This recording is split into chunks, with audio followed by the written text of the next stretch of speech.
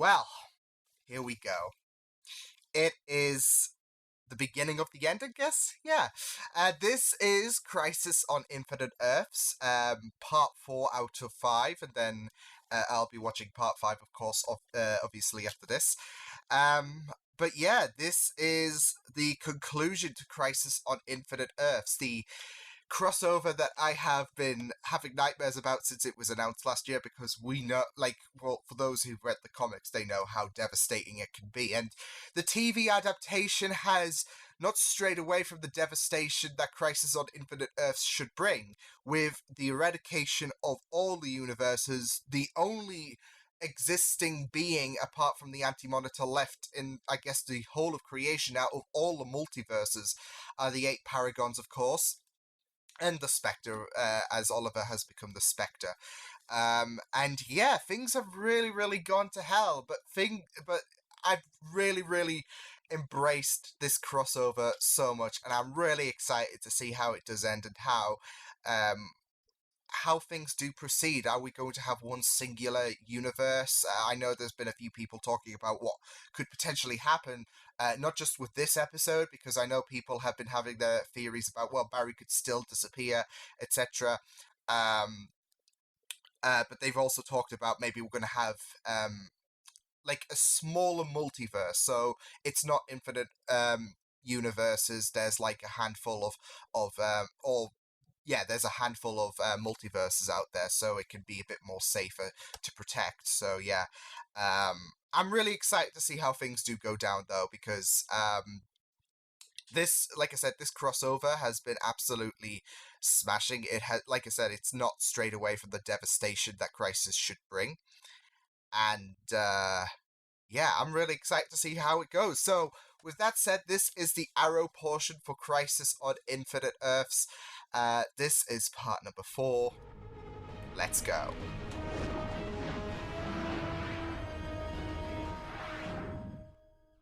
I love you. I love you.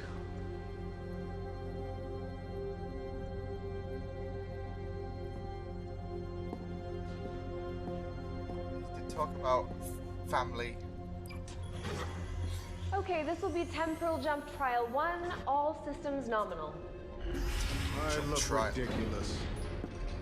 Is this really the height of fashion at the dawn of time? The suit provides a Mar?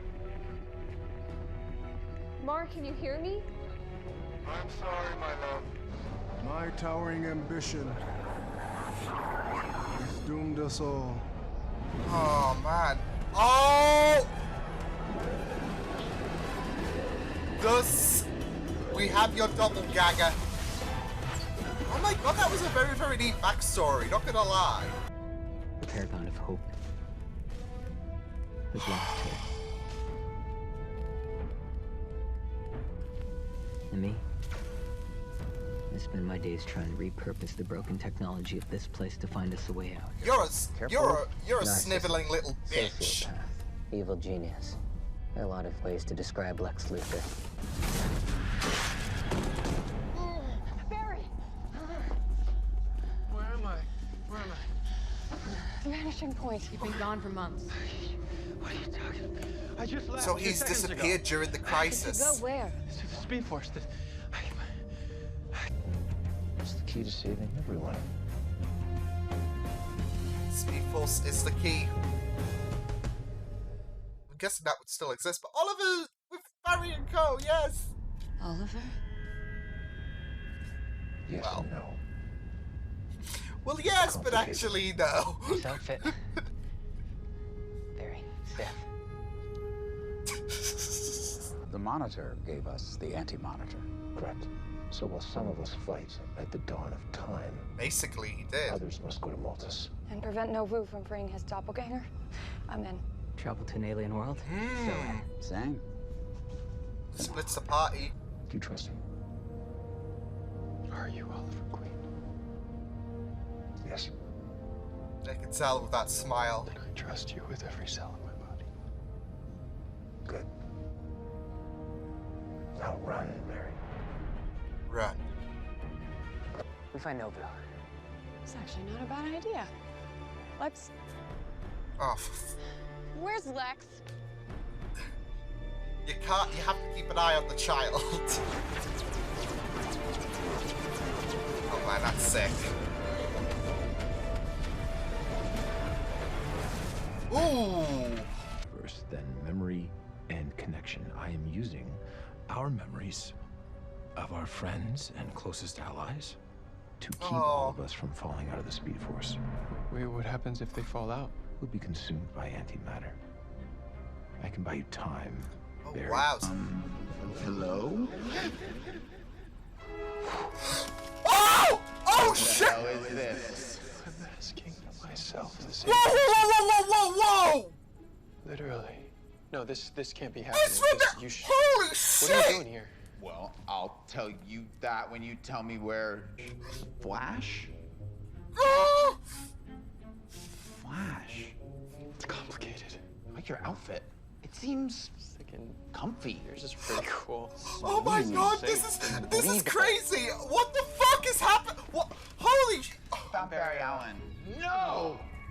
What does that mean? I told Victor this was possible.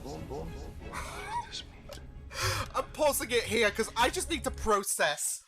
Holy shit balls!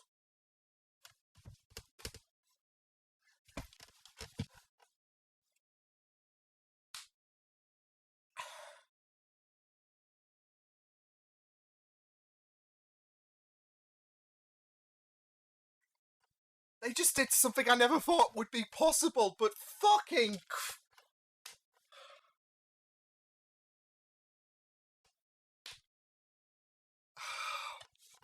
I don't even know how to continue from that.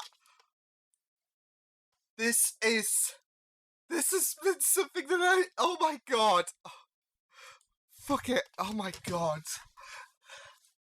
I can't believe it! Oh, I probably should have mentioned that I gave myself a few upgrades when I checked the Book of Destiny. Of course you did, because your eco's so far up your ass that... God, I'm so tired of answering that question. I can draw a line somewhere. It's kind of heartbreaking because, like, it's a genius way of looking back at Oliver's memories. John, what are you doing here? That is a very long story. Man, I just love this. Like, the screen ratio, the... Holy Oliver. Cost you your life. Dying's the easy part.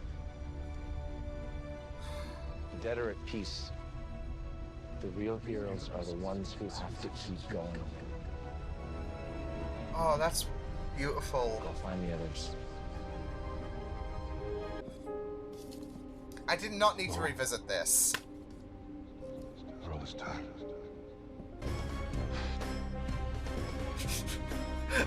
Wait, isn't this... Oh boy. I was gonna say, isn't this before they met Barry as the Flash as well? Oh boy. I need Diggle's reaction right now.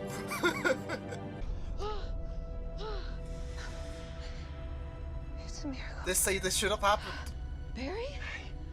What's happening? It's a long, very weird story. I'll get you up on the way. On the way to where? You're not taking her anywhere. So yeah, All right, like I said. present Sarah's you guys synced are into this prisoners Sarah. Here. The Speed Force? I can only assume. We were moving through this. Get Novo out of here. Come with me, sir. Please. Yeah, he's just thinking, what's going on? What is going on? Oh, oh. Listen to me. Whatever you do, you can't open that portal. The hairless one warned me. No, this isn't a The hairless one. This is a don't do it at any... A remarkable individual. Funny. A new friend of mine just told me I'm special. He does have a lot of humanity. Damn, Brian with the... Oh god, look at these two. But within the tapestry of the multiverse, there will always be one more Nobu who cannot turn from his towering ambition. And in that inevitability, there is destiny. Holy dang. To mine.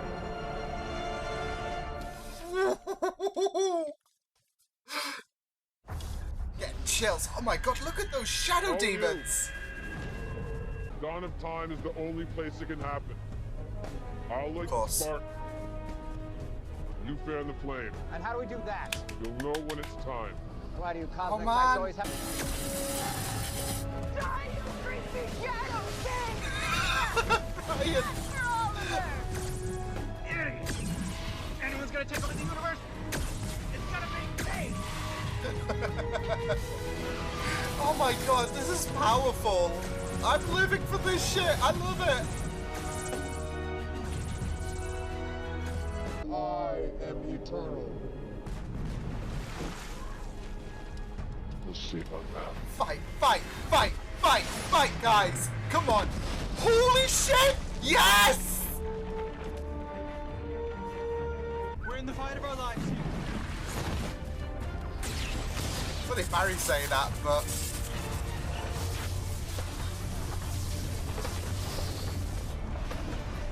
This is intense.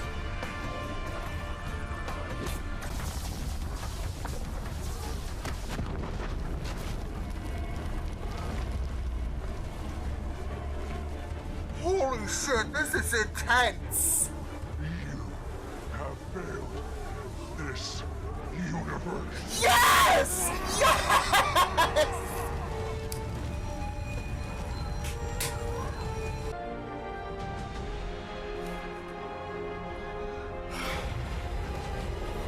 This is beautiful. I love this crossover so much.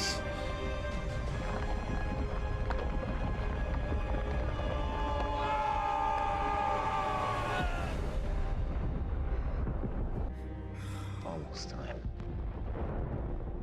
There. You did it. No, Ollie. You did it, okay? And that's why you gotta come back with us. So we need you to hang on, okay? Sarah, this is just what the monitor said would happen. Oh, this is what he saw. Unless it end. It needs both of you. It does.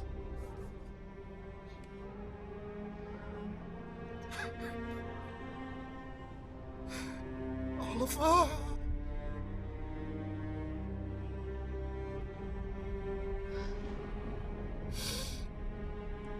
Thank you, Oliver.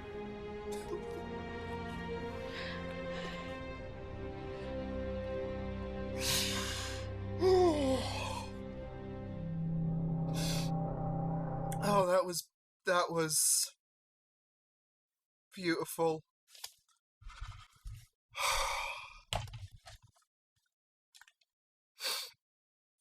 Oh man.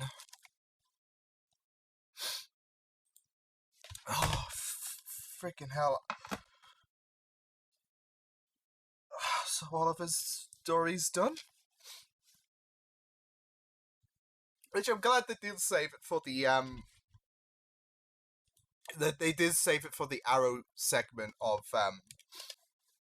Crisis, because not just that though, but how this episode of Crisis went. Because it was like, this is your life, isn't it? It was going through Oliver's life, whilst not making it like a highlight reel or whatever. They because whilst they still went into segments of Oliver's life and all of that, not like I would say the greatest hits and all of that, but certain moments, they played with some authenticity. They had, like, for example, when Oliver met Ray back in, what was it, season 3, it was like time travel in a sense. Like, Kate traveled to that moment and kind of interfered with moments in time, but they didn't, because there's no timeline that exists anymore. Because it was all within the Speed Force. It was all that. It was Oliver's memories being projected, keeping this tangible hold.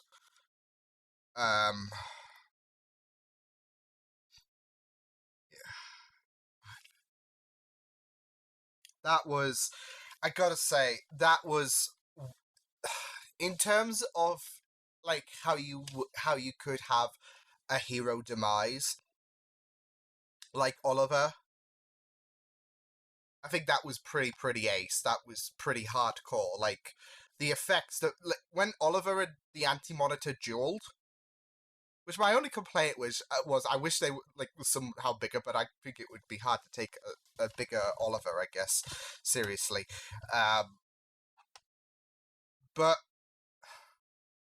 when they clashed, there was some phenomenal visuals. They went all out in this episode. Like there was when they were going through the memories of Oliver, they had that film ratio screen thing. Yeah, I thought that was a nice touch. And like I said, the visuals when they were dueling was pretty hardcore. It was pretty movie-like, and yeah, all the budget was slammed into that moment. But well, that and Ezra Miller showing up. I don't even know how to describe that because I'm lost for words. It's something that I never thought they would do, but the sons of bitches did it. They did it. And now they can't complain about, you can't have more than this character showing up on another show because, it would be too confusing. Because we just had we've just had the DCEU Flash and CW Flash meet in something that I could only dream about before this moment. I think I stopped responding at that point. I think I had to literally pause because I just had to have my brain soak in what I just saw. Oh, fun. But I think that was my favorite Crisis episode. How episode 5 is going to top that now that we've got a new universe, the new Earth, of course. How episode 5 is going to top that, it's going to be pretty hard, personally, because I don't even know if they can top that. Because that was mighty. The final showdown between the Anti-Monitor and the Spectre was pretty intense. And yeah, like I said, I really liked the fact that for this Crisis segment of Arrow, we not only just went through Oliver's life in unique fashion, but he died on his own show, so yeah, wow.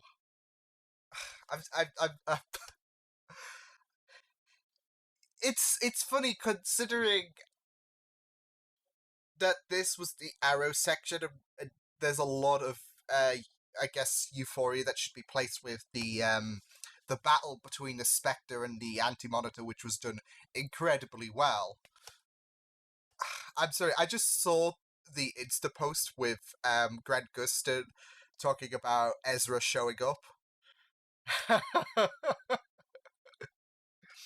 I can't believe those sons of bitches were able to do that, because this is the thing, I never would have expected it. I thought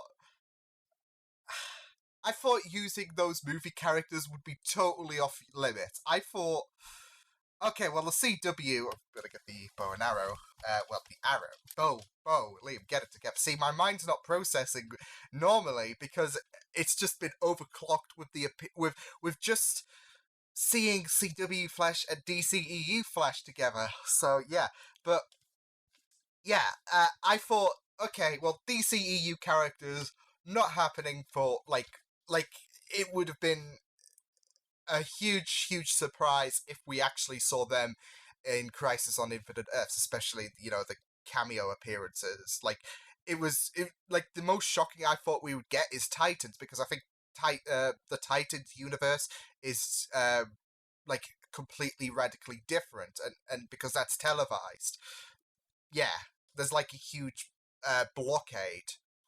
Not as huge as the DCEU blockade to the TV shows, but that world got shattered. Holy shit! I'm gonna be watching that like scene on repeat because that is so. That was so fucking glorious. I don't care. It was so glorious, and honestly, I don't know if there's going to be a single person who didn't lose their shit like at that appearance because yeah. Oh my god, I just love that scene so much. Yeah, that was a stellar episode though. I loved the exploration of the Monitor's past as well. Seeing how traumatized he became at losing his family, because he became the responsibility of see, he should be prior. He became the responsibility of allowing the Anti-Monitor to come and wreak havoc because at least he tried to stop him. As we saw, like he created that prison for the Anti-Monitor, but Wells released him. So yeah. But we got to see the backstory of the Monitor, which I thought was very, very nice to see because he was a different person. He was a guy of humor, and he detested himself so much, with what happened, because if it wasn't for his curiosity, the Anti-Monitor wouldn't have killed his family. So yeah, I really, really loved that exploration, as well as it gives a bit more longevity of the Monitor's appearance. I thought it was done uniquely, so I thought that was really, really good stuff, because because when it comes to, because I don't think that was quite so much the origins. I'm not so sure of the Monitor in the comics, but either way, when it comes to exploring characters and all that jazz, the CW have their unique take. Like, for example, Zoom. He wasn't Reverse Flash 2.0. He was his own. He was his own incarnation. So, yeah, I really, really loved that exploration. As well as seeing everyone at the vanishing point. It's been months since. One question: what do they have to eat? I'm wondering. Like, if they've been there for months, like, what have they had to eat? So, yeah. We also found out a bit more about Lex as well, and why he did what he did. His horizons expanded, of course. Him wanting domination, he wants universal domination because you find out there's a universe and it's like, oh, there's a bigger pool of treasure for me to take, so I'm gonna do it. As well as gifting himself with a few more abilities, because of course, like, this is Lex Luthor. His ego is so far up his ass. He's more ego than flesh. So yeah. But I really did love the interactions between him and the Monitor as well. Like, he's genuinely trying to say, "Don't do this," because the infinite number of worlds are going to perish because of what you're about to do. But of course, this is all for his own greed at the end of the day as well. So, yeah. And then Ryan. I thought Ryan was a brilliant contribution. Like, we didn't get too much time to explore his character last episode because there was a lot going on with 90s Flash disappearing in the Crisis. And hey, we had see, that kind of bums me out that we've actually had our Barry disappear during Crisis, but it's done in a kind of a cheap manner because he's like, well, he's disappeared, but yeah. And plus, I think the whole push for, well, I wouldn't say the whole push, but Iris wrote the article about our Flash disappearing in the Crisis. So, and Barry actually does disappear in the Crisis, but